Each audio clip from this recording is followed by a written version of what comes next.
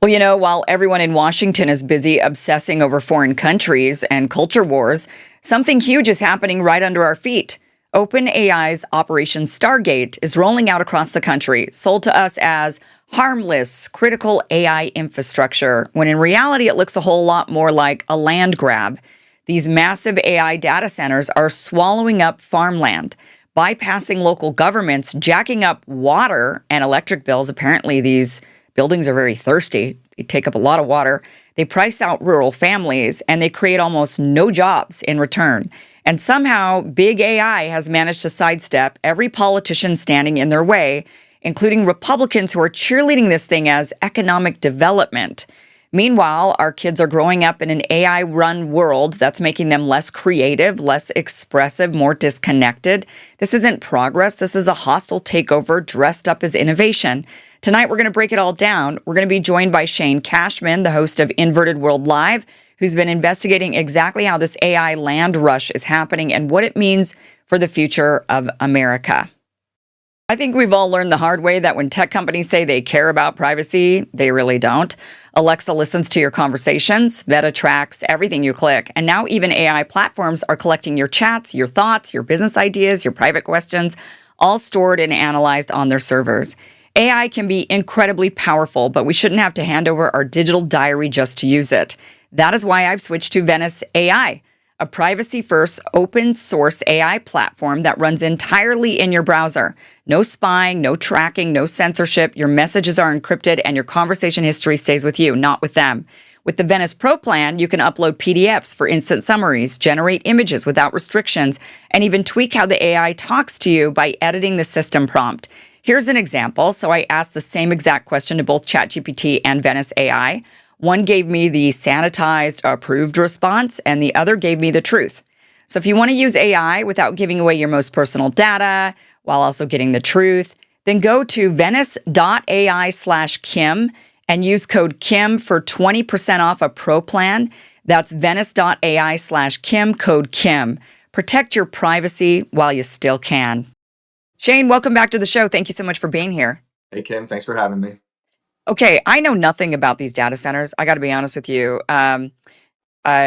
It's great you're sounding the alarm on this because I think many of us need to know more about how AI might be taking over in ways that we don't even realize. Like we already see it taking over our lives Mhm. and getting involved when we're online, but now there's actual physical ramifications to the development of AI that you are sounding the alarm on.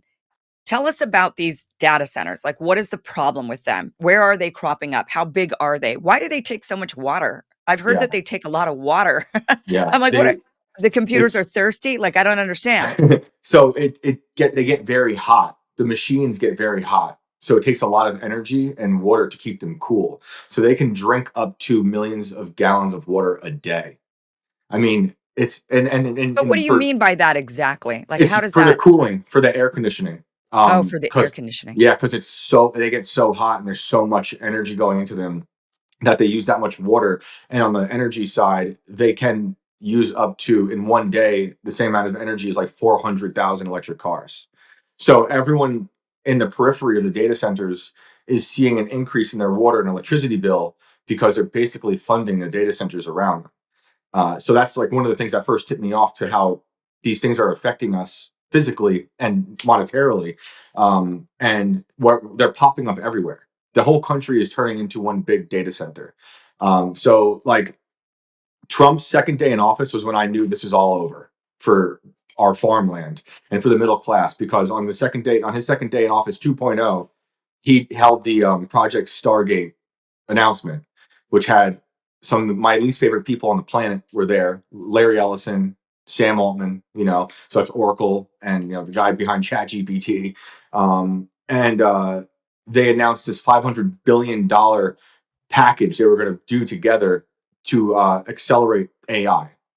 And the second I saw that, I said, "This is we're over." And he sold out. Trump sold out the middle class and the American people to Silicon Valley, whom I detest. And what Yeah, they're building in terms of the AI, like, look, I understand how AI can be a good tool for people. sure. I don't use it. I don't like it. But I understand how, like, okay, we can collaborate with it. However, it is feeding off of all of us. So when it comes to like jobs, when it comes to training the AI, when it comes to creativity, we're outsourcing a lot of this to the AI. So that I have a problem with. But then when I started to notice the data centers that are now happening where I live and all over the place in Virginia, there's Data Center Alley. I started talking to people, asking them like, "Oh wow, that's actually destroying farmland." So I thought of AI as this one kind of abstract issue where it's destroying creativity, it's destroying identity, it's destroying jobs, which they say themselves. The people building this death machine say all these things. Altman, Elon, Thiel, they all say, "Hey, we might have to rewrite the social contract, because AI is gonna literally flip everything on its head." But then I'm like, oh, it's also actually going to destroy the landscape. And we already have a farming issue in this country. Like, I love farmers. I grew up on a farm.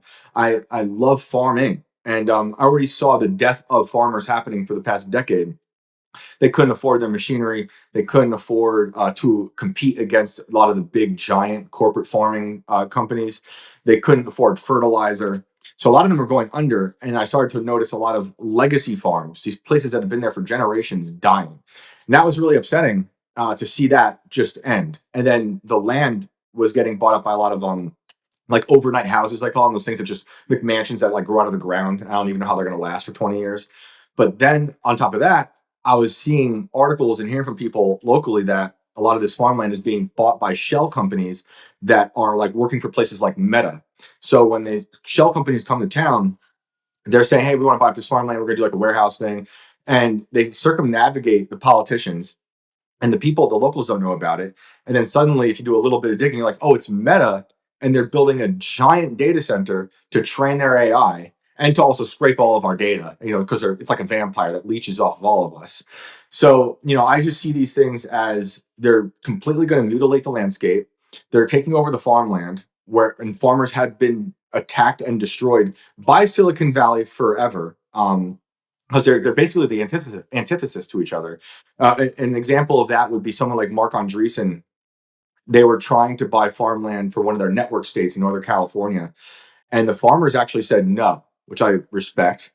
And they turned around, Andreessen and his cronies turned around and said, "Well, we're going to sue you for not being willing to sell to us." It's a whole thing that's going on over there, and it's happening all over the country and the world.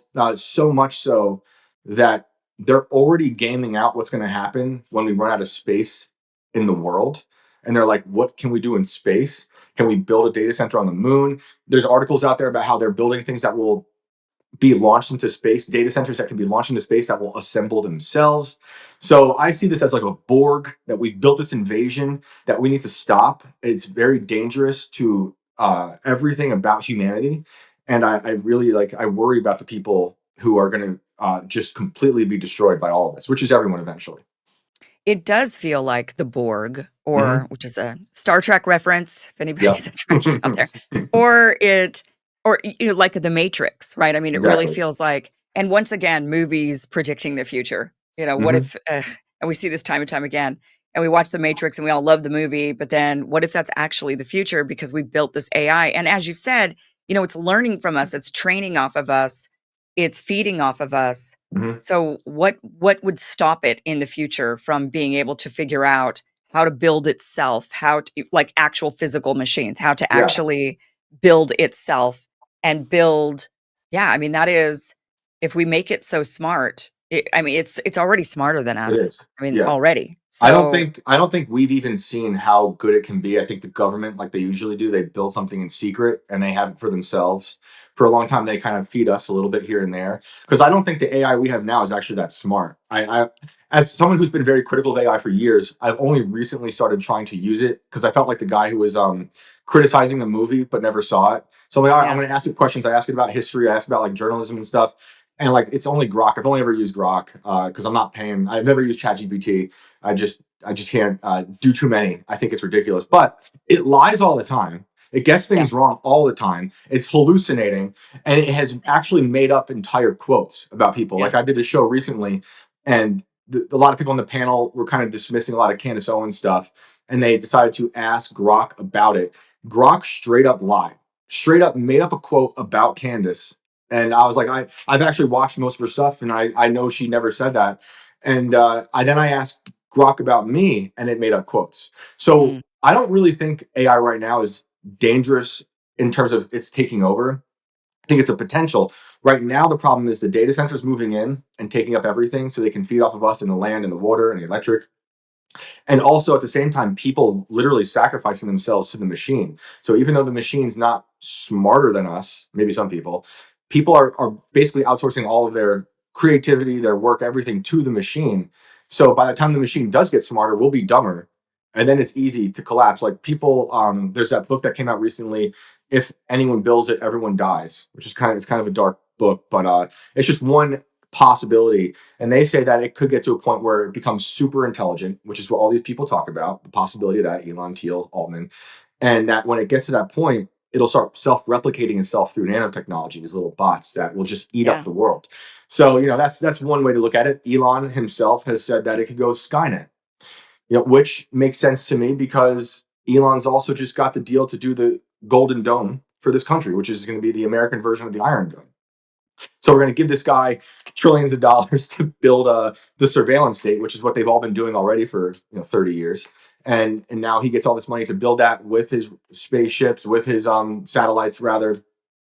And what do you think is going to happen there? It's going to happen. What's going to happen is they're going to consolidate all their power into Silicon Valley's technology, build out the surveillance state to a dystopian degree, and then we'll have a social credit system like China, who's they've been rolling that out for a while already, and that is the future. So there's various different issues with where this is heading in terms of people, perception, reality, landscape, security, privacy, and it's all coming out. It's all going through these data centers. They need the data Right. centers to power it all. I think most people right now, when they think of AI and the danger of AI, it's the job loss. It's Yeah. these are going to replace humans and we won't have jobs. And then you've got Elon Musk saying things like, oh, we won't need jobs or currency in 10 to Hmm. 20 years because AI is going Hmm. to be doing everything. And so everybody's just going to work is going to be optional and money is going to be optional. And it's like, we're going to waste away as humans just Yep. laying on the streets doing drugs. Humans are meant to be productive. We Yep. can't just not be productive. I mean, part of me though, I then think, well, maybe this will lead to a renaissance. Maybe we'll be embracing more art and more Hmm. music and more beauty, and we'll kind of have a renaissance era like Italy had. Um, you know, d- and maybe we'll have that, and we'll start making really beautiful things. I mean, that's a possibility that we sort of shift our energy towards that. Hmm. But I think right now people are mostly concerned about the job loss being replaced by robots. Yeah. But you're saying there's more. I mean, and I hear you. Then the next layer of thought is what I was thinking, which is, yeah, like what if we create the Matrix or like you said, the Right. Borg, right? What if we create that? And then suddenly the robots are bossing us around. I mean, even Elon has proposed police officer robots, right? That, Yep. well, for prisoners, he's saying, what if we just got rid of prisons and we just had a robot following the prisoners around to make sure they didn't commit crime? It's like, Yep. okay, they're going to make sure they don't commit crime, but all the rest of us too. And then, like you said, they get it wrong. I mean, Hmm. you're right. You have to fact check AI right now all the time. All the It's time. hard. You can't rely on AI for Yep. actual facts. Yeah. Um, I think these people actually hate humans. They pretend that they're doing this in service of humanity and to make a better future. I think that's a complete lie. And the politicians are lying for them, left and right. Like I've seen politicians saying the data centers are going to bring more jobs to the area. That's a lie because data centers, the biggest one I think has maybe up to 200 employees. Maybe I think it's 120. And typically it's like around 20 to 50. So these things, after they're built, they don't have lots of jobs to offer the community, and they're probably not going to bring in locals to run them. So right. there's nothing good about them, in my opinion. And I really worry about the future of the farming and just the middle class in general. And I agree with you. It would be great to see a renaissance. I don't think a renaissance is going to happen through that type of scenario. I think a renaissance has to be born out of there is a struggle and there's unfortunately human suffering, but some of the great art does come out of like there's a struggle there. And if we just built this quasi utopia, it sounds like communism to me, the way they sell it to me. They're Yeah. like, everyone can be a poet, everyone can paint. How does that work out whenever they say it? It works out with like mass famine, but this will be different because it'll be governed by a cold robot that they've built in their image. So I don't see any good to it. And they don't want people creating. They want people using their machines to do the illusion of creating. And everything is under attack. Like you mentioned the police robots. He did say that. He also wants babysitter robots. He Oh, says completely. He says all the time, everyone's going to want a robot in their house. Like I don't. I don't even want a fridge I with don't either. Wi-Fi, right? Like I don't trust this stuff at all. But like he's also said he wants. This is Elon. He also wants to have artificial womb factories where robots can have a womb and then they'll give birth to the kids, so you don't have to do it anymore. Okay, that's insane. So now it's an attack on motherhood, Yeah. literally. And like Ellison is talking about the surveillance state. Everyone will be on their best behavior because we'll be recording everything. This is not good. I mean, for those of us, I was young when the Patriot Act was happening, but I didn't like it then. I understood Right. like this is a total invasion of privacy. We shouldn't do it. This is like Patriot Act on crazy steroids, that Right. you won't be able to escape. That's why it has to stop, hopefully. Okay, let's go back to the data centers specifically. Yeah. How large are the? You say it's a threat to farmland. Obviously, we Yeah. can't eat data. We can't eat AI. We have to actually eat food. Yeah. So, how large are these data centers? I mean, how could they?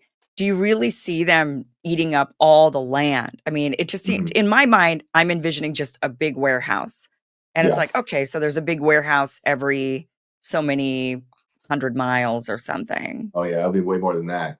I mean, some of them could be just a warehouse for sure. I just listened to something earlier talking about they built up 100-acre data center they're working on. Like these are huge, huge. That's why like they're literally talking about the moon. So it varies. It depends on who it is because there's some data centers that kind of like it's like a bunch of companies can use together. And there's other data centers that company can just build their own massive one, like a Meta, right? So they vary in size, but I know hundreds of acres are being eaten up all the time, and it's happening everywhere right now. Like right now, it's happening where local places are pushing back because they don't understand how they can lose all this farmland. In West Virginia, where I'm living currently, I'm watching locals all over the state being like, we don't want this because you're taking up all of this farmland. And meanwhile, like the coal industry is having a hard time. The farmland already have a hard time. And so I wish I had like an actual number on how it is, but it changes depending on where they go. But I am ever since I started talking out about this, pretty much like for the past few weeks now, I've been trying to really push this out there. I get emails and messages from people all over the country, and they send me articles, and they're like, "This is happening. It's an invasion. They're coming to our town, and the politicians either don't care or they're paid off because they think they're getting money off of it." And a lot of the right-leaning politicians and more like the MAGA types who are diehard for Trump, they sell data centers because they think that's what MAGA is now. Yeah. MAGA is Silicon Valley. That's crazy. So you think about Make America Great Again, total lie, total fraud right now. It's Yeah. Make America data center. That's what they're building. So I'm seeing it everywhere. You can look at you can go back and watch the Project Stargate announcement. They talk about taking over large swaths of Texas. Oregon is happening. Utah, Virginia is covered in multiple data centers. And so they're so hot that when it snows, you can look at like from a drone that the snow doesn't even hit the ground. So because Oh, they're so really? hot, yeah, yeah. So they vary in size, and they can be really really big and they're really small. But just think about how much AI has progressed. I'm putting in quotes in just the last few years. Right. So now they need to build all these data centers to make it go more and more, to train it more and more. And then think about how something like the Big Beautiful Bill, ridiculous phrase, they were trying to put a 10-year moratorium on regulations against AI. That's crazy because as someone who doesn't really believe in a lot of regulation, I think AI is an attack on every part of reality and humanity that we have to do something. And if you look at just how fast it's changed in 2 years, uh, 10 years without any kind of restrictions and overwriting any state law that could be made against AI is a danger. And they're kind of still talking about how they can do that through loopholes just last week, trying to get that moratorium back on there because they don't want to control AI. They want it to accelerate. So if you take all that together, think about how the data centers, what size they are now, they're only going to get bigger and bigger and bigger. And they're going to need more and more space to train the AI as they're building out this machine that will replace everything. But do you think that maybe they won't? I mean, maybe they'll get smaller. Like think of the computer. You know, Yeah. when the computer was first invented, it took up an entire room, Right. and then eventually the computer became a personal computer, Right. and then it became a laptop, and now it's Yeah. a smartphone, right? I mean, it's Yeah. gotten smaller and smaller and smaller. So there is a possibility that Good perhaps the point. technology would advance to the point where these data centers could be smaller. That's a great point. Totally possible. But I Yeah. also worry about if they've already taken over all the farmland. I don't think there's a way of getting to that farmland back to it. It might take a long time. For instance, this is a little different than the data centers, but it's another like issue that's very similar. Is the solar farms and what they're doing to farmland in upstate New York. And I forget the name of this account on Instagram. She follows this really well, but she was going through the law and how the solar farms can come in, they get the farmland, and if they ever have to move, they take everything with them. But anything that was buried 4 feet or below can stay. So it's like the farmland is destroyed, even if they're gone. So it's kind of like no matter what happens, if they condense it down to something smaller, or they find a way to do it under the oceans, which they're talking about, or in space, Ugh. they've already done damage to the land. It's going to take a really long time for them to come back. And I think the people building this stuff know that, despite where it might go, like what you're saying. And that's why people like Bill Gates are working towards this clone meat, this fake butter. They're manufacturing everything that used to be made in the real world. And I think it's because they're anticipating the future where you can't get the real things from a real world. What do you think we have to do to correct all of this? To, like, turn Well, back the time. I kinda wonder if people I see the pendulum swinging all the time where when mhm, for example, like the woke movement, right? It just went yeah, so I mean, it's still kinda going on, but, yeah, it went so far in a direction that people started pushing back on this and saying, "Whoa, whoa, we're not doing this anymore," yeah, and the pendulum starts going in the other direction, and so I kind of wonder if people will get to the point where they're saying, "Okay, wait, our life has gone way too." I actually see this with the younger generation also. yep, The younger generation when it comes to online, yes, a lot of young kids are online, but a lot of them are not. A lot of mhm, them are saying, "I don't wanna date on an app. I don't want to," like, younger kids I'm really surprised at how, because my generation, I mean, and here we I grew up analog, had to switch digital, yeah, right? And one of the younger Gen Xers, yeah, uh, and and, um, I'm like the one my generation will totally do text message breakup. Just, like, break up with somebody over a text. But younger kids are like, "No, that's inappropriate. You need a phone call. We gotta call. We gotta talk. We gotta meet in person," or something. Like, yeah, they've pushed back on when things went too far in one direction and we weren't connecting as humans anymore, the younger kids are like, we're not doing that anymore." I'm seeing, like, a big, revival of religion in the younger groups, yeah, revival of trad wives, Chad has right, like, this right, kind of revival, and so perhaps the pendulum just goes in one direction, and then people just naturally say, "Wait a minute, I've had enough of this. I don't want a robot in my house babysitting my kid. I yeah, don't want a robot police officer, copping the streets." I mean, there is a possibility people just say, "Enough is enough." The yeah, question is whether or not the elites will listen to us, right. because we've seen that they don't. And the problem will be, I do expect there to be like a real division of people who accept the meta world and who reject it. And they'll be like neo Amish. They'll look Amish to the people who plugged into the Neuralink and all that stuff. But like, what will be left of the real world for them to participate in? Right. So we can all Right. opt out, but as they eat the world, like what will be left for us? So I encourage that to happen. I also see a revival in religion, which I do like. But if you look at these people from Silicon Valley, they're also trying to ingratiate themselves into the religious community. They're pretending to be religious, in my opinion. I don't know their hearts, but in my Yeah. opinion, I think a lot of them, like a Peter Thiel, is a complete fraud. And he's pretending to be Christian to be like, we need them on our side because they're like the kind of like the final dissident level that will not accept this, right? Because of the Bible, because of whatever they're reading, right? That's my opinion on them. And I want to warn people who are religious that like I think they're lying to you about their religion to get you on their side to accept their antichrist.